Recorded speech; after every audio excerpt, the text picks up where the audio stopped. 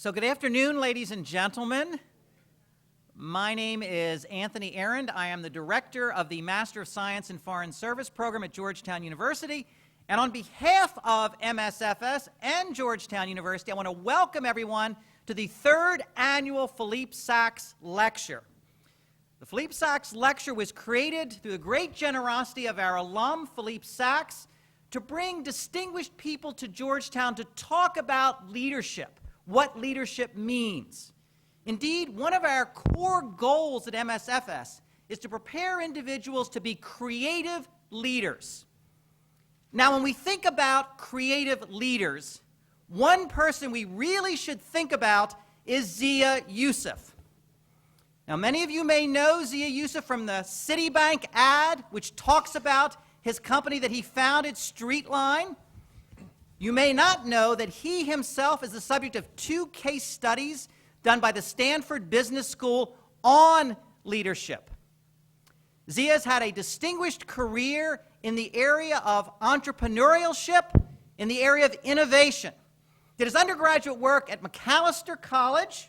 He then came to Georgetown, where he earned his MSFS, we're very proud to say. He then went to the Harvard Business School, where he earned an MBA. Zia started off working for the World Bank Group and actually looked at healthcare issues in Southern Africa. He then made the move to the private sector, where he worked at Goldman Sachs. After working for a number of years in investment banking at Goldman Sachs, he then moved to SAP. At SAP, he was an executive vice president, and he headed up their global strategy group. Chet Crocker and I were talking with Zia earlier, and we said that's what this country perhaps needs, is someone to head up its global strategy group, and perhaps that could be Zia Yusuf. Zia then moved in to Streetline, and he'll talk a little bit about what Streetline does, but it is an important part of this idea of a smart city. How can we use technology to make our cities more efficient, more effective, and more pleasant places to live? So without me going on too much longer, let me turn it over to Zia Yusuf to talk about leadership, Silicon Valley, and celebrating failure. Ladies and gentlemen, Zia Yusuf. Great. Thank you. Thanks a lot. Well, good afternoon, everybody, and thanks for taking time from your lunch to come join me here. First of all, it's truly an honor to be here. I obviously graduated here in '93, and this is the first time I've come back since then. It hasn't changed much. At least this building hasn't changed much. So it's great to be here, and truly an honor to do this. So I'm going to just kind of dive into it as the title suggests, leadership, Silicon Valley, and celebrating failure. When Tony visited me in the San Francisco Bay Area and said, would you like to do this? And the topic was leadership. That's probably one of the most scary things you can talk about, because it's a topic that is just, unbelievable amount of work and books and so on and so forth has been written about this. And so if you take a look at kind of what's happening here, let me make sure. Okay. Always, yeah, so have a Silicon Valley guy do something and the screen doesn't change. That's great. Let me try this again. It's not me, it's Apple. There you go. All right, let's try this. There we go. All right. Okay. So when you talked about, come and talk about leadership, I said, okay, well, I started kind of actually thinking about this and saying, what am I going to talk about, and so on and so forth. As you can see, being a tech guy, I went online and Google and said, well, how many books on leadership are there? So 122,181 books on Amazon if you do a search on leadership. Okay, so there's a few people that clearly have been thinking about this, and there's quite a few people that have written about this, and you can see heroic leadership, energy leadership. Not quite at all sure what Monday morning leadership means, but I'm sure it means something. Maybe they were trying to do Monday morning quarterback and just changed the word and made it leadership. And then when you see a title like this on Time magazine, and the secrets of leadership, so what the hell are you supposed to talk about after that? And then I did a Google search on leadership, and there were 30 million hits that came up, which is great. Did one on honesty, and only 5.5 million came up, which is, clearly there seems to be a disconnect between leadership and honesty in this case. And just to put it in context, I did another search on porn, and 185 million hits came up. So you can see where kind of honesty and leadership sits in terms of what people are looking at and what they're doing.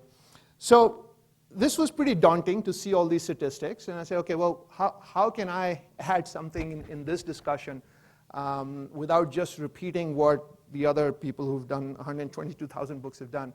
So what I've looked at is really my experience with Silicon Valley, and now spending the last 15 years in the technology industry, first at a large company like SAP, and then running a small startup, and trying to understand within a Silicon Valley context, within the context of a small company and this area called Silicon Valley, where people are creating all kinds of interesting new products and solutions, and sometimes not so good ones as well. And also looking at what does it take to succeed in that type of an environment, which I think is pretty unique. An entrepreneurial environment is unique in of itself. And if you take a look at within a Silicon Valley context, I think it's even more unique. So that's what this will be about, and hopefully it's interesting, and then obviously later happy to take some questions. So first of all is the Silicon Valley startup and what it's all about. Have any of you seen this? I think it's HBO, I'm not sure what it is, Silicon Valley show that's there? Okay, it's nothing like that, okay? But there are a few things, I think, just to kind of give you a sense of what it is like to lead in that environment. So imagine where you kind of see the world and you find something interesting and you do a little bit of research and you put together this fancy PowerPoint and you go to an investor and you talk about, well, I'm going to solve parking in the world. Okay. Now, I wasn't just one technical. I wasn't the founder of Streetline. I came on as CEO 2 years later. But that's what our founder did. And how do you raise money for that thing? I have no colleagues. I have no money. I have no experience in this topic. But I want to solve parking for the world. Or I want to solve how people get around. Or I'm going to create a social network that everybody, billions of people will join. So that initial kind of conversation about creating something that nobody's done before, where you have no experience in, and you're asking somebody for a few $100,000 initially, or maybe even $1 million to go try this, that's a pretty unique kind of approach to starting something. And typically, you're not putting your own money into this, right? And then there was an interesting thing where before I joined Streetline, I was thinking of starting something myself and created a company. And by the way, one of the things about Silicon Valley is there's such an amazing infrastructure of people and processes and things. You can start a company in a day. You can get the lawyers involved. Lawyers in Silicon Valley will help you incorporate a company for no fees, and they will take their money when you get your financing. They're obviously a very rich a kind of portfolio of people around that can help you in all kinds of different ways. There are people that will come up, set up HR programs for you. The real estate people will help you find whatever type of place you want. So there's incubators and so on and so forth. But I wanted to open a bank account because I was going to get financing. And I said, well, I'm going to kind of have to put the money somewhere. And I went to I'm not going to give the name, but I went to a large global financial institution, my local branch of that. And I said, I'm starting a company, I'd like to open a bank account. And the lady handed me a whole bunch of forms, including, well, what's your capital structure? What are your projections? What is the product you're building? And all the normal business questions that you would ask for somebody trying to open a bank account for a company. The problem was I had a 5-page PowerPoint and nothing else. And I couldn't even, what's my cash flow going to be? It's all going to be outflows. There's no inflows. And she said, well, we can't open a bank account if you have no revenue and you don't know when you're going to get revenue, and so what do you do? And the mistake I made was, it was completely the wrong bank to go to.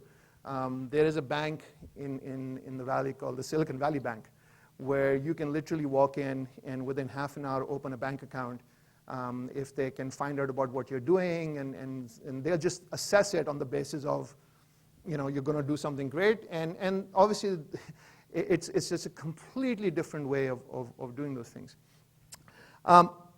The risk aspect of this is quite important because there are people in the Valley that either work for large companies like I did, or they're working for smaller startups. And when you do that, you really are all in.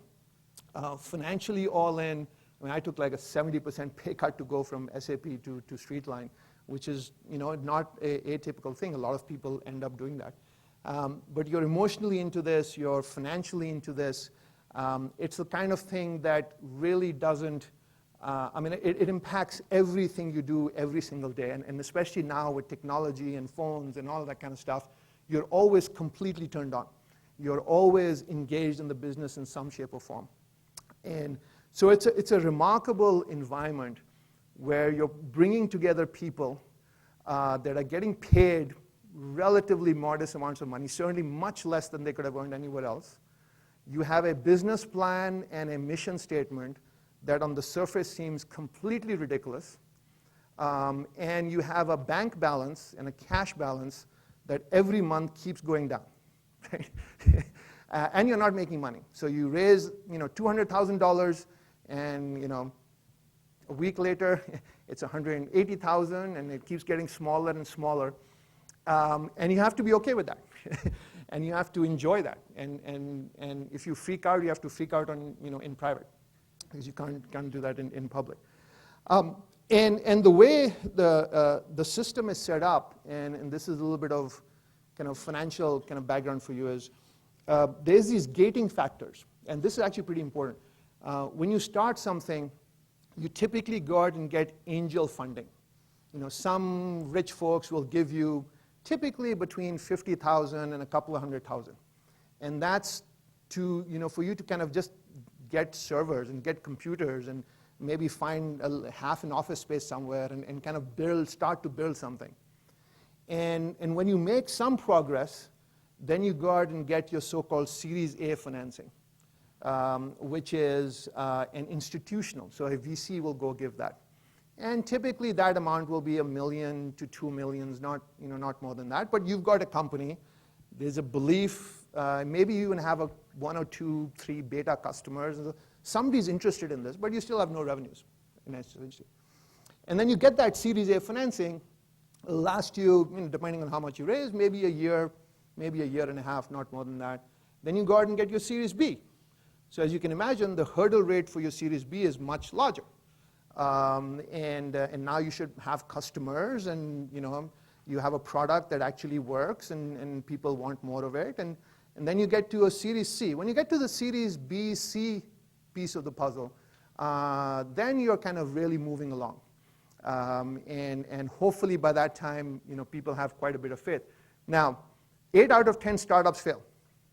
So going into this environment with those kinds of odds, again, a little freaky, a little crazy. And through this process, as you get from seed round, the angel funding, to A to B, the companies will start shutting down. And so that's the environment that these companies and these individuals are living in. Now, obviously, the plus side is it is an amazing ride. And for those of you that are even just thinking about it, I'd say just go do it, because it is an unbelievable experience if you can get through it. So what are now some of the leadership aspects of kind of working in that environment, either as a CEO or for me, the leader is not just the person on top, but it's anybody in the organization. My assistant is a leader from her perspective in what she is doing. So you have to look at it a little differently. But clearly one of the things that a leader needs to do in that environment, and obviously some of these things, by the way, are in any environment. It's not specific to Silicon Valley by any stretch, is the ability to see around the corner, or the whole vision thing, if you will, right? But what I would suggest is that here, that vision thing, and this is partly due to the whole technology aspect of it, you really have to reimagine what the world can be and take a view of how it can completely change in ways that people aren't even thinking about, if you will. And it's that kind of view of changing the world that will attract investors, so you can get that angel funding and you can get that Series A and Series B. The three things that investors look for is it the right team, is it a huge market, and is it going to change how people do things? And they worry less about how you're actually going to make money regionally because nobody knows. So I'm going to give you a couple of examples of that kind of radical change. So thermostats, right? I think we all have one in some shape or form. And Honeywell kind of created the original thermostat. And you'll still see thermostats like this in a lot of homes, right? And so when you see that environment, most of us will assume that that's what's there and you can't change it. But then somebody did wake up and say that we're going to change this. And this was what happened with the Nest thermostat. So do any of you have a Nest thermostat here? Anybody here? This is that whole East Coast thing. So it's you should need it more because it's cooler here. So a lot of people, I have a Nest and I got it pretty early, but I'm more tech savvy. So let me tell you what it is. And if you don't have one, you should go buy one because it's pretty amazing. This is this whole topic of the Internet of Things. So the Nest thermostat, which is on the left, essentially replaces that white, ugly thing that you saw before. And it's completely Internet-enabled. So you control your thermostat from your phone. It has all kinds of analytics built into it. So I can, sitting here, really turn the heat up in my house back in California. And I did that a couple of times, and it was interesting to see the family respond to that, not knowing what was exactly happening. But it's also a learning device in the sense of it sets the time based on, you're walking by, there's somebody in the house. Once you connect something to the internet, you can do all kinds of things with it, and you can kind of create new applications and new approaches and so on. Nest was just acquired, I think about 6 months ago by Google for just over $1 billion. And the person there is Tony Fadell. Now, Tony was the person that was very involved in creating the iPod and then iTunes at Apple. So he has no clue about thermostats. But he went and said, okay, I see an opportunity to take something that's so basic and so mundane to completely change it and create a $1 billion company that Google's going to buy. And Google is now using that thermostat and the approach in that thermostat to go build other devices to manage your home. And this is the whole home automation piece of it. So again, this is one example of thinking around the corner, taking something that is not at all obvious and saying I'm going to completely reimagine that situation and how people use it. Anybody remember these stores? And there's obviously many examples of this kind of situation where Blockbuster, and you can, I think, imagine the next slide that will come up here that completely changed that, which is obviously Netflix, right? And if you remember, Netflix first started with those red envelopes. But that was never, if you go read the original Netflix business plan, that was just an interim step. They all knew that it was all about getting to video over the internet into your home. The problem was the bandwidth wasn't there, the infrastructure and the technology wasn't there, but the vision to do this was absolutely there. And so they became a little kind of backward compatible in the sense of the only thing we can do right now is deliver that stuff by mail, and we'll try to do the best job that we can. So now, I changed from the envelope thing, and I think most people have, to the electronic version of this. This is, again, imagining a world, thinking around the corner and saying, wouldn't it be great if people were able to view full movies without any of that little buffering little circle thingy-majiggy in real time? Yes, it would, but it's not possible right now. So how do we get onto a path to actually get to that point? Great example, if you will. So this is General Motors, and this was their original electric car. that they showed and were going to create. I think this was about 15, maybe even longer years ago. So in the first case with the Nest thermostat and with Blockbuster and Netflix, these were kind of creation of a completely new industry. It's again that leadership aspect of thinking around the corner. In this example, GM had already created this electric vehicle. We're going to have an electric vehicle. And then they stopped. They said, this is not going to go anywhere. This is not a big market. We can't imagine people driving electric vehicles. And so lo and behold, obviously Tesla came around. Now, for those of you that kind of know Elon Musk's background, has no idea about cars, has really no background in electric cars. By the way, he also has a SpaceX thing, and he had no background in shooting rockets into the sky as well, but he's doing that. And his claim to fame was he co-created PayPal, which is a mobile payment engine. So how do you go from creating a mobile payment engine to saying, I'm going to create the world's first kind of really revolutionary electric car that everybody's going to buy? And obviously, I'm not even mentioning the SpaceX piece of this. So this is, again, saying, yes, there are limitations to that car technology. Yes, there's not charging stations everywhere. Yes, there's a million reasons why we shouldn't do this. But we're going to go do it. And in some cases, and people have started car companies before. There was a car called Fisker, which was also electric, a little more expensive than the Tesla. It went out of business, but that's okay. That's okay. Because if you don't dream big enough, then you're not going to be able to change the world in this manner. The last example I'll give you is, so these are a lot of different car companies, and some that I think have disappeared. Some you would never want to drive, even if you had one, but others good one. And so, these hundreds almost car companies. And so who creates the first really viable self-driving, self-automated car? These guys. Okay? So a couple of guys from Stanford working on a search engine, this little bar that comes up on your computer screen, made enough money and said, we're going to go create this autonomous vehicle. And I live pretty close to the Google campus, and you see the self-driving cars driving around all the time, which is, again, a little freaky because the guy's sitting there with his arms in his lap, and the thing is driving. And it seems to work.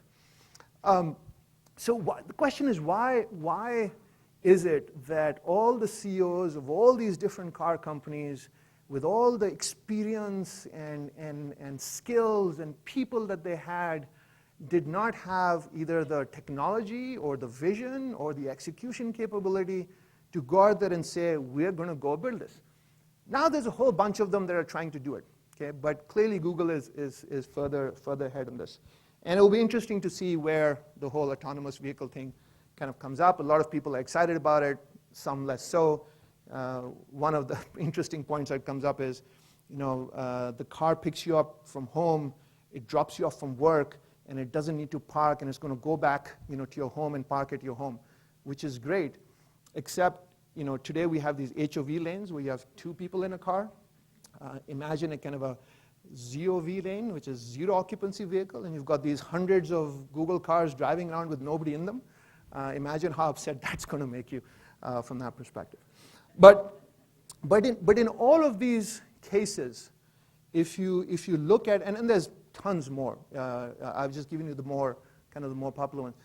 There was a different perspective, a different ability of somebody to look around the corner and imagine a world very different than it is today. The final example I'll give you of Streetline, and again, I wasn't the founder, so I came to this a year and a half into the company, so it was around this topic of parking. When I left SAP and I joined Streetline and set some of these cocktail receptions and dinners, people asked me, what are you doing? Well, I'm working for a parking company. And people thought I'd had a nervous breakdown and all kinds of things that happened that, why would you go to a parking company? But a couple of things. Parking is typically the second or third largest source of revenue for a city. It's a massive source of revenue. It's a huge real estate asset. If you imagine the amount of real estate that's in a city dedicated to parking, it's pretty enormous. And you look at the revenue associated with a parking spot. It's a 20-foot by 10-foot piece of real estate that has two sources of revenue: the money that you pay to rent it, which is the meter money, or unfortunately the money that you have to pay in case you didn't pay the first time, which is the ticket. And so reimagining a world where you are guided to an open parking spot as a consumer, you pay for it, you reserve it, for a city to think about and imagine parking in a completely different way. Actually, why do you have to pay for parking? Why doesn't the restaurant that you're going to electronically validate the spot that you're in? I mean, there's all kinds of things that you can do with it. And that's what Streetline was all about. And the reason the vegetable thing is there is it's a marketplace. So we had people who own parking assets, which were the cities or universities or anything else, and then consumers, all of us that drive, are going and searching for this, and how do you create the platform to solve that problem? And so it's been, Streetline has been a pretty amazing success story. Again, kind of a little bit similar to Tony Fadell and the Nest thermostat. You take something that nobody really has done much with, you're still using coins to park in a spot, and you go out and say, I'm going to rethink this stuff. I'm going to bring amazing amount of technology and a lot of guts and courage and rethink that. So that's the first one, is looking around the corner. So once you do that, and once you have a sense of what you're going to do, then what happens, right? So old saying in the Valley, it's all about the people. You can take a great business plan with a crappy team, and you'll end up with a crappy result. You take a crappy business plan with a great team, they'll figure it out, and things will work out. So the business plan is, in essence, the least relevant thing, because it's going to change 1 month into it. So you have to go hire the best people, which is a very kind of normal thing to say. But I've looked at it, once you do hire them, and I almost always hire them for team fit and not just the skill level. Hiring really smart people that are good at what they do, you can get quite a few people that do that. For me, and I think for a lot of people out on the West Coast, it's the ability to work collaboratively as a team to do something big is very, very important. So you hire a rock star that's a pain in the ass to deal with, that's not going to end well. And that's just a view on that. And then this thing about finding their envelope. So all of us have strengths and weaknesses. And the really good leader, the really good manager, will spend the time and energy to understand what that kind of envelope is for you. What are the constraints, your mental model of working on a day-to-day basis that you exist with? And figuring out and finding out that envelope for you, and then deliberately stretching it every single day, I think is very, very important. And so if you're not good at communicating, or if you're not good at doing certain types of projects, or if you're not good at negotiating, or if you're not good on the technical stuff, finding that out, having that discussion, and then putting you into situations that really forces you to build up that skill set. But it's not about just dropping you into the deep end. I mean, it's about supporting you to do that. So I think good leaders, and it's amazing how many managers don't manage. You have the term manager, and you've got people reporting to you, and you just don't manage the people, which is just remarkable. So hiring the best people, spending the time in your direct reports or the people that are working closest to you, what is that envelope? How can you make that envelope bigger? And spending the time to do that becomes very important. I remember one colleague of mine at SAP was just horrendous at giving presentations. And I would sit next to him, and we had agreed that it was okay for me to kick him under the table. And in the beginning, I did that often and enjoyed it somewhat as well. And it was, but when he kind of went along long-winded and started talking about nothing that was on the slide, and I mean, you see people like that, they'll just go on and on about something. And he needed to understand that that's something he needed to work on. But we had the trust to do that. So this is kind of obviously very key. This is another thing, and this is, I think, very important in a unstructured, ambiguous environment, is to be calm on the surface, and obviously the analogy of the duck, but if you look at the duck from underneath it, there's this frantic pace of moving, but on the surface, like this nice gliding kind of with the spa music in the background, but underneath there's rock and roll going on. And I think that's what I've experienced in the last 4 years. It's been hard to do this, but it's very important, is to know in the face of, we didn't get a certain customer, or we're running out of money, we're going to have to shut down, or all these other things that can happen, to have that center where you can react to those things, and your kind of highs and lows in your emotional bandwidth is kept under control. That doesn't mean you become a robot and you're not passionate about it. It just means that there are people looking to you in a very, and this applies to many other places, and it's certainly, whether you're in the military or you're in other tough situations, just having that rock of stability, but on the bottom of it, just going like crazy and trying to change that, very important. So this is one of the things that I'm still too young to have a management philosophy, but if there is one, this is it. And this I had the kind of privilege of learning at Goldman, where I was there for about 2 years. Absolutely hated finance, but loved Goldman as a company. And I was leading the recruiting efforts at Harvard Business School my first year. And when we made offers to students, it was interesting. We had a small list of people that we're hiring, a long list of people that we're not hiring. And the senior partners asked me to give them the list of the people that we were not hiring, because those were the people that they were going to call, which kind of seemed the opposite of what you should be doing. And I got to call the people that we were hiring and say, hey, congratulations, you're coming to Goldman and so on. And I asked them that's kind of, don't you want to kind of connect with the person that you're actually hiring? And they said, no. From the people that we're not hiring, we want them to walk away with a strong sense of the culture and the privilege of engaging with Goldman. And because in the future, they're either going to be competitors, they're going to be partners, or they're going to be customers of Goldman. And we want them to walk away from this experience, even if we've sort of said no to them for a job, to have an appreciation of the firm. And so that just kind of is amazing how you kind of set up that culture of doing these small things on a daily basis very well. If you walk into a conference room and there's 5 people that are going to attend the meeting, and there's only 4 chairs, are you the person that goes out and gets that 5th chair? Right? It's the small stuff on a day-to-day basis that you have to learn how to do in an extraordinary manner. It's not the stuff that, it doesn't matter. In my experience, the people who can't do the small things right will not be able to do the big things right. And everybody wants to go to that big project, and it's the sexy thing to do, and that's how it's going to give them exposure, and so on and so forth. But I've seen people that, just if they're going to tell you they're going to send you an email at 2, send it at 2. If you're going to put something together in a certain way, make sure you do that. Success is driven by all the small things that you do well every single day. And if you can do them better than anybody else, and if you can lead an organization where that culture is very clear, and very specific, that becomes very important.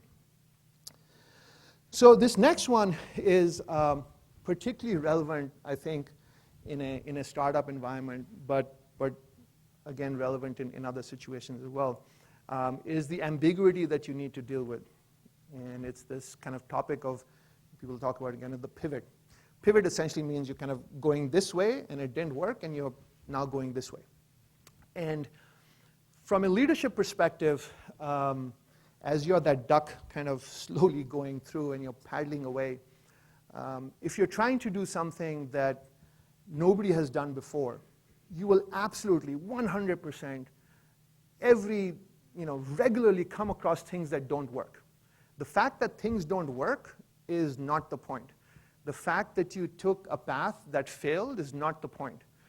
The point is, how do you change direction? How do you look at things from a different perspective? How are you able to turn the organization around very, very quickly with a new set of goals and objectives, and recommit people to those goals and objectives? One of the toughest things to do in that startup environment is hiring and keeping people. Engineers especially are in huge demand. And Silicon Valley has a very, very fluid labor market. People are doing what they're doing for the love of it, and they're doing it for the equity and to do very well financially for themselves and do something important. But hiring those people and keeping them is very important. And when things don't go well and things change, which they will do regularly, how do you motivate and inspire those people to still stick with you when they can get up and leave and get another job within a few days, literally? And so managing that ambiguity in a startup environment is just absolutely critical. And as a leader, you have to come to this and make decisions. I mean, I've seen people will make decisions on just their gut feeling and their ability to take very little piece of information and turn that around, and you have to do it, which becomes critical. Now, this is apparently a very early version of a radar system where the guy is listening for planes. I have 2 teenage daughters, and which is a lot of fun at that age. And I often talk about the fact that God's given you 2 ears and 1 mouth for a reason. Listen more than you talk. And I think this is something that way too often leaders kind of miss. There's not enough listening and way too much talking because you're a leader, you're a CEO, or you're whatever you're doing. And I've found that it's much more important to listen and listen carefully. You can change the direction of a meeting or a conversation by listening for 55 minutes and in the 56th minute asking a simple question, even as simple as why, but at the right time and at the right place. And when you do that, you can change the conversation and change the direction of that entire meeting and the objectives. And you can only do that if you truly listen and understand what the people are saying, not just at the surface level of their point of view, but truly understand their perspective and what are the things in the background that are happening, whether politically or financially or whatever. And I think a successful leader does this extremely, extremely well, and allows other people to do that as well, right? So there were situations where, some of the folks on my team, and we were kind of having a meeting with, on a phone call with somebody else, and this was one of the mistakes, by the way. We didn't put the phone on mute, and the other party was already there. Those were one of the times I'd wished I was more quiet than I was talking, because that didn't come across too well. So the listening part becomes critical. Now, true picture. I've seen images like this in Vietnam and certainly India and Pakistan and so on and so forth. Now, my kids will kill me for this, but does anybody know why 6 was scared of 7? Because 7, 8, 9. This is a very educated audience. This could only happen at Georgetown. So I think humor is such an important part of leadership. And the ability to go into a room and diffuse a tense situation, and that doesn't mean you get up and start telling jokes up front, but the ability to diffuse that tense situation, to take an aggressive comment and turn it around on somebody in a different way is very, very important. And this is one thing I haven't read as much in leadership books when I was reading leadership books. But when you go out into the real world and you engage with people, now being humorous or having a little levity in a meeting or a situation doesn't mean you're not deadly serious about the work that needs to be done. And there's a time to have that tough negotiation and be that strong man or woman that's going to get in there and argue and so on and so forth. But I think it's completely underestimated how that can change the situation. I'm sure there are examples in kind of international affairs where in meetings or critical situations, somebody said something that kind of just let the air out of the room and let the steam out of the room. And so I think that's very critical for a leader to be able to do that. You don't want to come into a situation, you don't want to come into a room and add to the tension where things don't get done. So very important from that perspective. So this is one that has been personally for me kind of a tough situation, especially going from a large company to a small company. So in a large company, your kind of emotional bandwidth is relatively narrow in the sense that if you do something well, you'll get a nice email, somebody will shake your hand, you'll feel good about it, and that's fine. If you do something bad, you also get a really bad email. Somebody will bring you into a conversation. Very seldom do you actually really get fired. So your bandwidth on the highs are not that high, and the lows are not that low. In a startup environment, it's the exact opposite. The highs are very high, and the lows are even lower. And that was one thing that was tough for me to learn and work through in that environment, is how do you go at 10 o'clock in the morning and you just closed a $50,000 deal from a company or a city or whatever it is, and it's like, man, this is the best. I'm so glad I'm doing this. And then after lunch, one of your key mobile engineers comes and says, want to do something different, decided to leave, here's my 2-week notice. Whole world crashes down because hiring people is really tough to do. And so I think managing those highs and lows in a way for you personally as a leader becomes critical, because otherwise you're kind of all over the place. And it's a tough thing to do. And you'll never really know whether you can do it until you're in an environment that forces you to do that, forces you to get that extreme up and then that extreme low in a short period of time. And I can tell you in a startup environment, if there's one thing that people will say is they have to deal with those highs and lows every single day. And that certainly kind of strengthens you, and from a leader managing that is very critical. So, one of the things on the title was kind of celebrating failure. And I think this is the core of that 20-mile radius area around Palo Alto and San Francisco, and other areas, whether it's in Boston or Austin and so on, is this whole idea of not being afraid of failure. And people have written books about it, people have talked about not doing this, but it's amazing how culturally, from a business culture, from a whatever institution you're in, from a culture, ethnic culture, societal culture, failure is a bad thing. And in a startup environment, for some reason, that part of the US has created an environment where it doesn't matter. It really doesn't matter. You can go and you can start something, 3 years later, 2 years later, it completely falls flat. You didn't get your Series A financing, nobody believes it. You turn around, you go join something else. People will have a 5-minute conversation with you. What happened? Well, this happened. The market didn't take off, or Apple came in and started mobile payments, or they did whatever, and so we didn't get traction. And that's okay. It's completely okay. If you're at a large company and you get laid off, when I was in New York in a very different environment, you lose your job, you kind of, that social pressure is huge. You go to a dinner and it's like, what happened? Well, I got laid off, and oh, I'm sorry to hear that, and what are you going to do? And it just weighs on you, and more of the social pressure weighs on you than even kind of your own thing.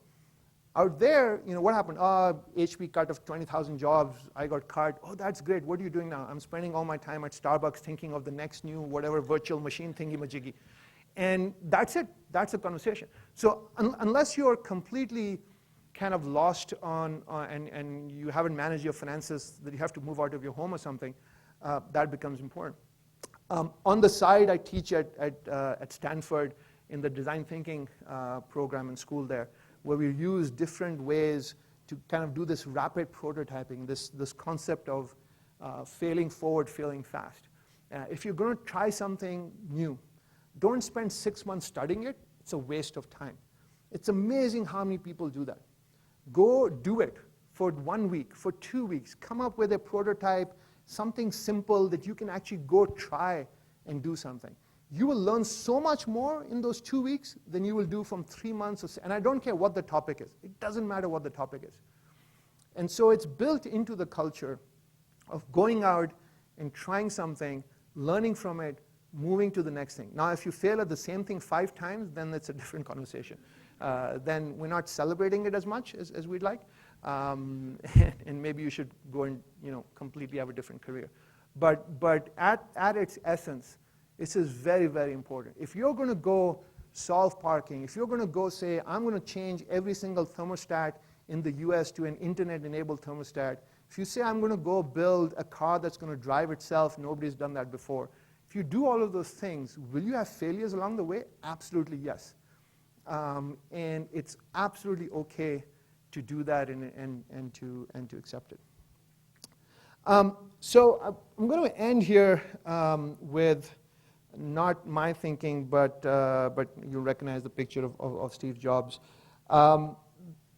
Steve has had a huge impact, obviously through his products and what he's done there, but I think also quite a bit in the approach on innovation and on thinking and how to think differently as we talk about. So I'm going to just show you a short clip here, and then I'll kind of end at that point.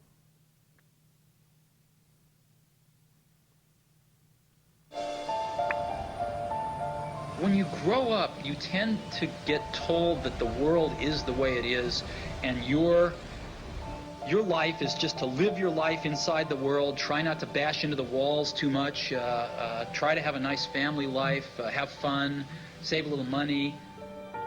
That's a very limited life. Life can be much broader once you discover one simple fact, and that is everything around you that you call life was made up by people that were no smarter than you. And you can change it. You can influence it. You can build your own things that other people can use. Once you learn that, you'll never be the same again. So this kind of short thing has had a pretty profound impact on how I've looked at things, and was partly behind my going and doing Streetline with the smart parking stuff. And it's a pretty profound thought, is that nothing around you, no product, no idea, no service, is something that you cannot change. Now, you have to, in some cases, obviously have background in doing it, but there's nothing is given. Absolutely nothing is given.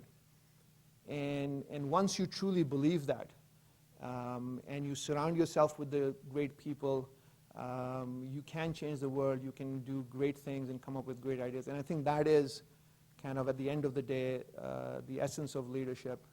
It's to go out and do things that make how we work and how we live and how we play better in the future than we are today. So with that, I'll end.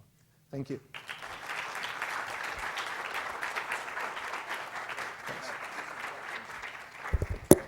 I want to thank Zia very much for a truly inspiring talk. And we now want to open it up for about a half an hour for questions from the audience. We have 2 microphones, and I would encourage people to go to one of those 2 microphones, and Zia will call upon, it looks like he will call upon Mr. Fox. So I will turn it over to Zia. Sure. Well, it's I a first want to thank you for coming today. My name is Mike Fox. I'm a first-year student in the Master of Science in Foreign Service program. Also want to thank you for the work that you do with Streetline. As someone who used to have to work in downtown Boston, go place to place, I can just imagine what it would do there. My question pertains to how do you feel that the civic sphere could become more accepting of some of the leadership principles that you spoke about, such as better accepting of failure or more open to innovation? Next question. That's a good question. Look, it's so I have the I use my words carefully now. I have the privilege of selling to the public sector, into city governments and so And I actually think, and somebody asked me at a panel the other day, being a mayor right now is actually, I think, one of the most exciting kind of levels of government. I'd hate to be president, but I'd love to be a city mayor. Because that's really where the rubber meets the road in impacting all of us, honestly, more than even some of the federal stuff. And in this use of tech, there's so much technology that's available. Streetline is just one example of that. That can change your life of living in a city. Putting the GPS information on the buses on your app so that if it's freezing outside, you don't go outside because the bus is 10 minutes late. To obviously things like the thermostat stuff, to understanding your electricity bill. There's so many aspects of city life that you can do that. The problem is that the elected leaders and the system of incentives, both financial and kind of the norms of doing business, are so different that it makes it impossible for those people to take advantage of the stuff. So the focus is almost, and this is unfair, but I'd say it to make a point, is almost exclusively you're not making a mistake. Right? You're not getting compensated or you're not getting rewarded for taking those risks. And honestly, I don't know how to go change that. These are not stupid people. They're smart people. They kind of are, just like all of us. They want to do good work and so on. But there is this fear of doing the wrong thing because there is no benefit necessarily in taking a risk and doing the right thing. And so I think it has to start in a city context from the mayor. And if you look at Mayor Bloomberg or Rahm Emanuel or Eric Garcetti in LA, you're having a generation of people come in that are much more comfortable with technology, for example, in their own lives, and are starting to take some of those risks. But I don't have a clear answer for that. I mean, if you look at the Singapore government, could you say that they do more innovative things? It's a different structure. It's a different way they hire people, different way they compensate people. Is that a model for it? I don't know. But this whole the risk aspect, I think, is the core to it. People have to be comfortable. And it's like, it's some of our stuff is give somebody $100,000 in a city department, transportation, water, sanitation, whatever, and say, you go out and try 5 different things and spend $20,000 each on them. And yeah, I expect that 3 or 4 of them may not be great, but maybe one of them will work out. But here's the 100,000, go do it. And just giving somebody the freedom that's saying it's okay, but then it doesn't happen. And it's not a matter of money. I think city governments and the government in general can be run for far, far, far, far, far, far less than it is today if they spend money in that kind of more experimental way and figure out what to do. Yep, thanks.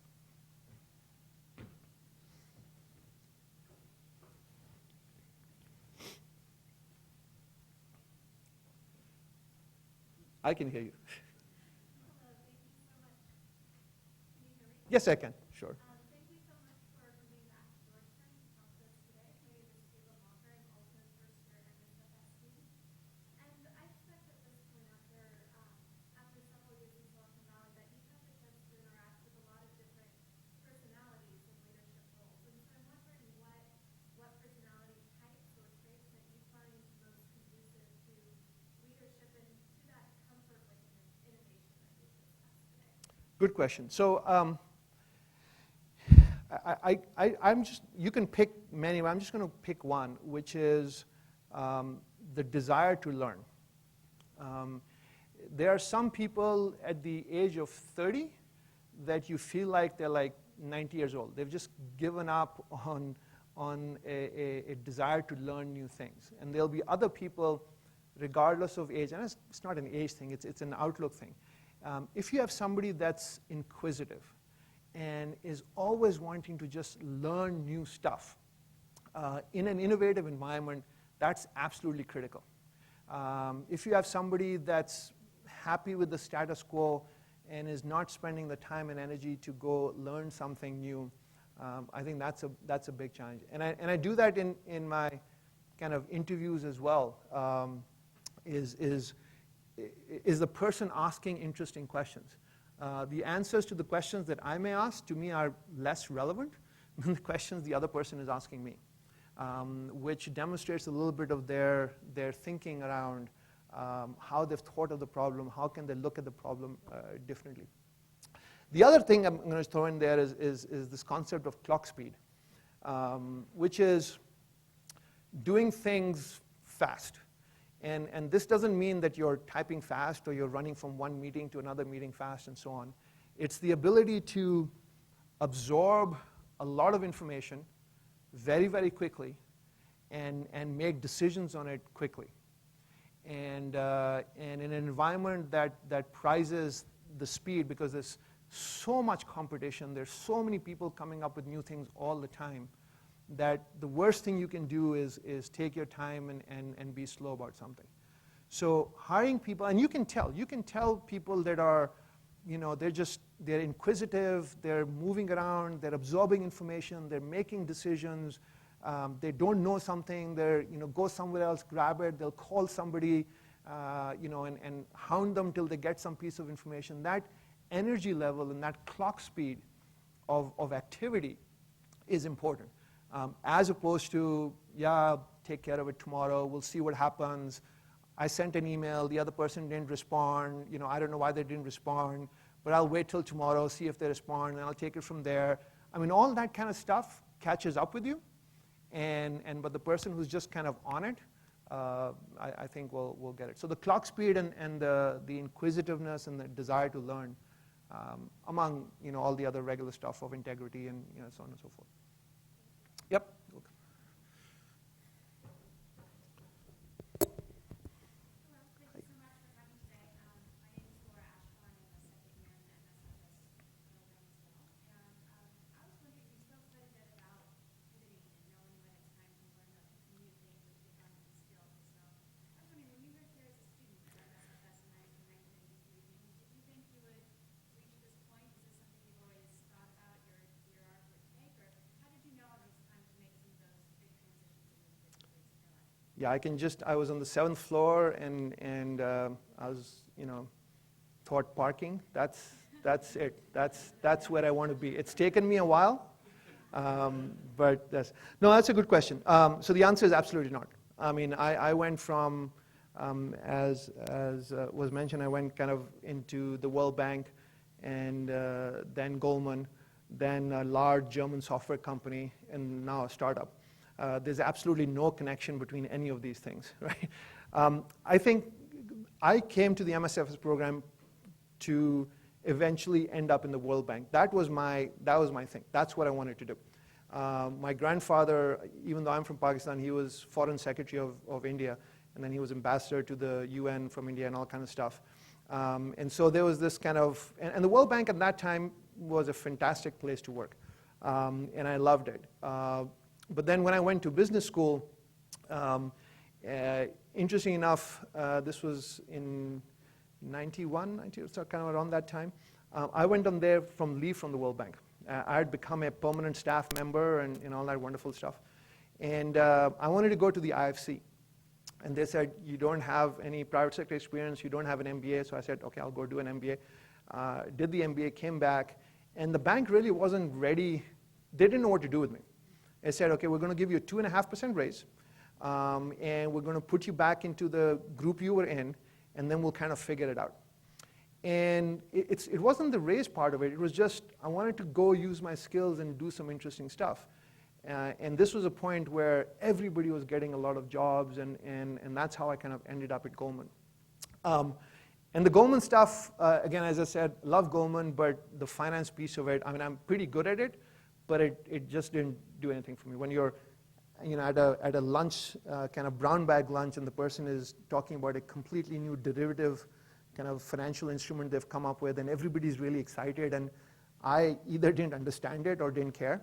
And in both those situations, it's not a good place to be.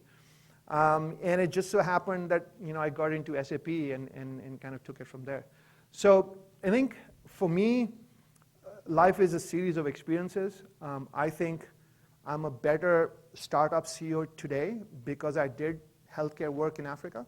And there is a connection to that. I think the international nature of what I did, which MSFS was a big part of.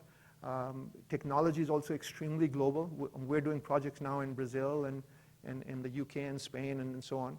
So it's just, when I shifted from SAP to Streetline, I still had or have, almost another 25 years to work, right?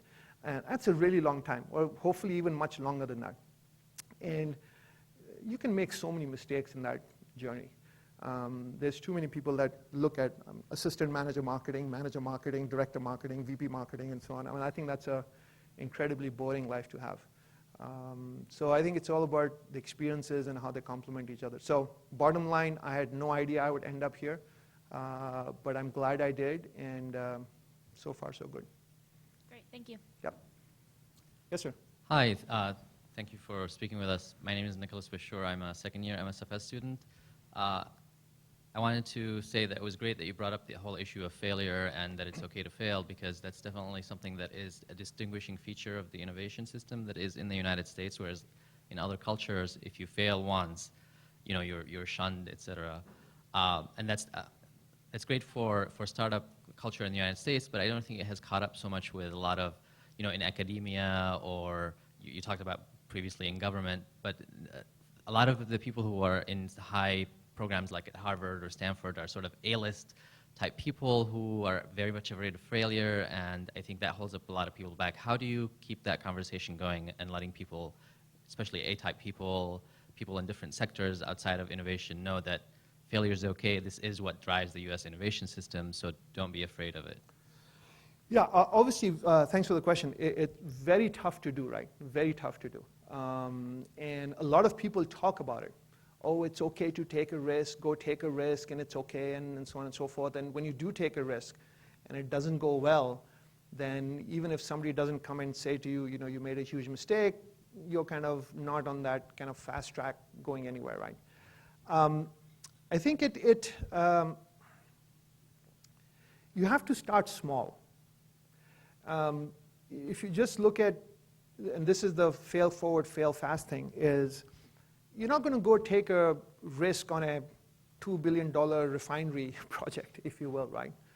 I think experimenting and getting new information about a new idea can generally be done for very little cost and small risk. And this is the whole design thinking, rapid prototyping aspect to it, right? If you're going to go design a new watch, or if you're going to go design a new kind of panel infotainment system, etc., for a car, even car companies today are horrendous at this. They'll take 5 years, 6 years to come out with new models on this. So I think it's leaders, managers taking on the responsibility and placing small bets that they're comfortable with, and that doesn't threaten them or the system, but taking that first step and doing that. I think hiring people from situations where they've experienced that is the other piece of the puzzle, right? And I think this is why partially people that have been in startups, have been in technology in different areas, are now actually getting pulled into larger companies because that's their DNA. They don't know how to do things any differently. So I think bringing cross-fertilizing people from one sector to another sector is important. But then, you're right. I mean, culture plays a huge. I mean, why hasn't Germany or Singapore or most of Europe built up that innovation culture that exists in the U.S.? And it's because of this social pressure, which has a lot to do with it. You left this big job and Deutsche Bank and whatever, and you're going, staying in a garage or a small kind of office to do something that nobody's ever done before. So I think examples will do this. Some of the examples that I gave you where people see, wow, you can actually achieve this stuff. And interestingly enough, this new approach of the Internet of Things, which is the embedding of software into devices, like the Nest thermostat, like what Streetline is doing, this is bringing technology into the real world. And I think you'll see more of the mainline companies, the more traditional companies, having to deal with this, like Honeywell had to deal with Nest completely out of the blue. It's not just going to be all Facebook and Twitter and Snapchat and so on and so forth. But I don't have this magic bullet answer to how do you create that culture. And it's bringing people in, it's taking the small bets that you're comfortable with, and it comes down to I think it has to come down to yourself. You have to be that change agent, which is clearly tough to do. Thank you. Hi. Hi, thank you. My name is Arnab Datta. I'm a first-year MSFS student, very well represented. I wanted to ask you, you've worked both in tech and finance. What are the most important lessons you think that the finance and banking industry could learn from the tech industry? Good question. So I think it's this kind of extreme focus on customers, if you will, is one piece of the puzzle, right? It's a real pain to pay $3.25 for taking cash out of a cash machine that is not in your bank system. Now banks are getting much better at that customer service, and it's becoming increasingly good. But one of the core tenets of that innovation approach or that startup approach is this extreme focus on meeting the needs of that end user, of that end customer. And not just financial institutions, but in general, that's not something that's done that well. I mean, if you look at the inside of a cabin of a United plane versus the inside of a cabin of a Virgin America plane with the mood lighting, right? It's not that tough to do, but it calms you down. If you look at, again, Virgin America, the video on the safety thing with the dancing and so on and so forth versus somebody who's been doing it for 30 years, it's a very standard approach. So that's the focus on that consumer that is I think important. The other thing would be that you want to innovate, but there are obviously constraints. There are legal constraints, there are financial constraints, there are regulatory constraints. So you don't want to go overboard. And I think the financial services industry with the derivatives and other things kind of went a little overboard on their innovation, which led to a lot of issues. So it's a little, because of the regulatory nature of it, it needs to be a little careful. From a leadership perspective, if you look at some of the things I talked about in terms of managing the highs and the lows, in terms of the duck aspect of it. I mean, from a personal experience, bankers are wound up pretty tight, right? And but you see that they're working very hard under the surface, but you can see that on top of the surface as well. And so just having them calm down a little bit would be a good thing. And then finally, it's the financial services industry is also getting disrupted, will get disrupted. I mean, there's some amazing new startups coming out that are completely rethinking. I mean, the peer-to-peer lending, for example, is becoming very big. And so on one hand, where they're are being innovative in the financial instruments that they're working on, I think they're leaving their back door wide open in terms of being pushed out. I mean, you will always have large banks.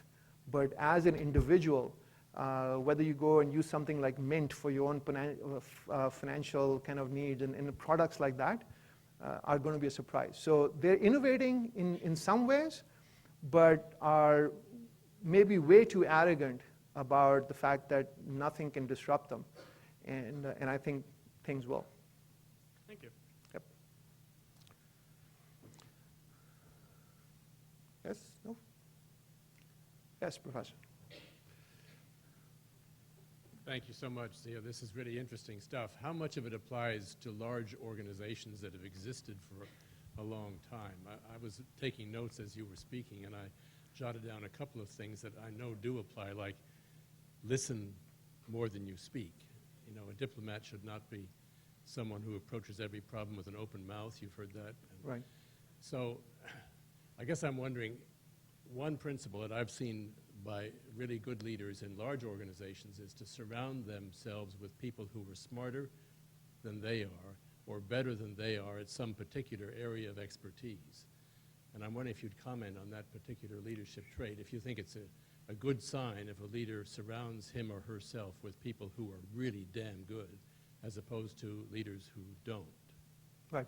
So the answer is an overwhelming yes, and it applies in a large company, in a small company, where, especially in a technology company, but any company, the skill sets are so deep in certain areas. I'm not an engineer. I couldn't write code if my life depended on it.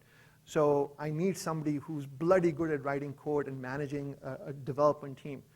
I know some finance, or sales, but I'm not a salesperson. You have kind of very hardcore senior salespeople that can go out and do that. So your direct team is, and this is where I brought up the topic of hiring the best and then figuring out their envelope.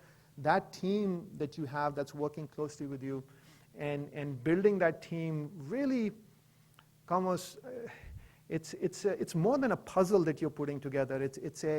It is like a chessboard of leaders, in a sense, right? Where one of the things that happens in startups is, if you take the sales role and the engineering role, two very critical things in a technology company.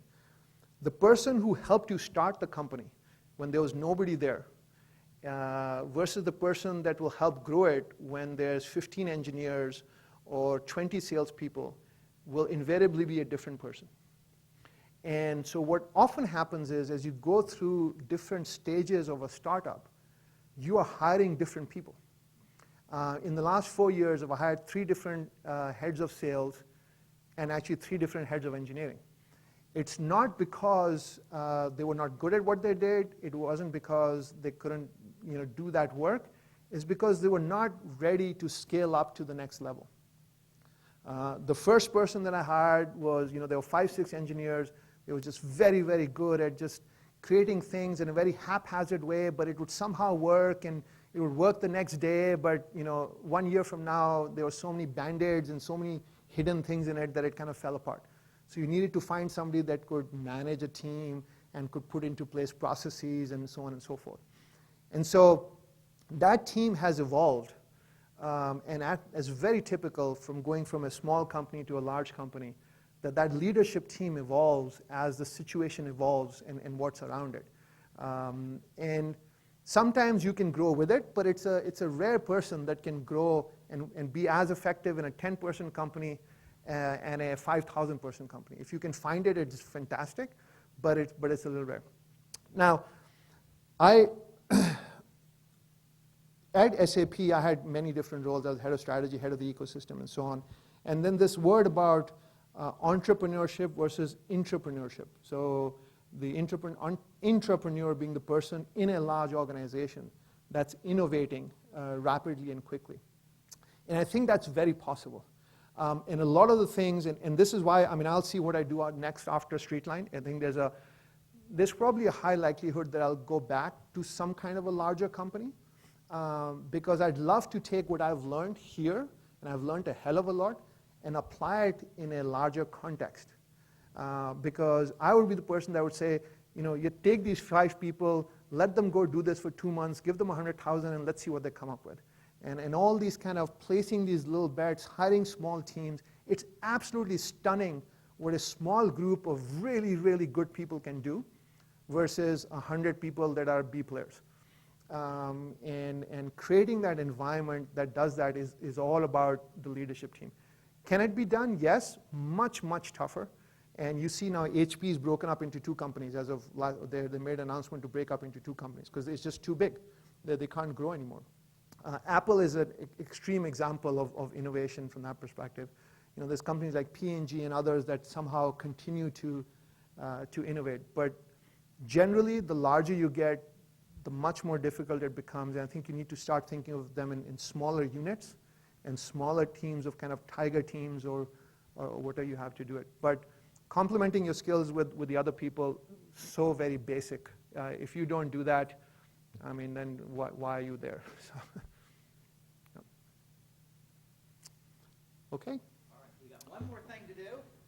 We have a tradition in MSFS to have a current student thank our speakers. Oh. So I want to call upon Jacob Glenn to come up and thank Zia Yusuf. Great.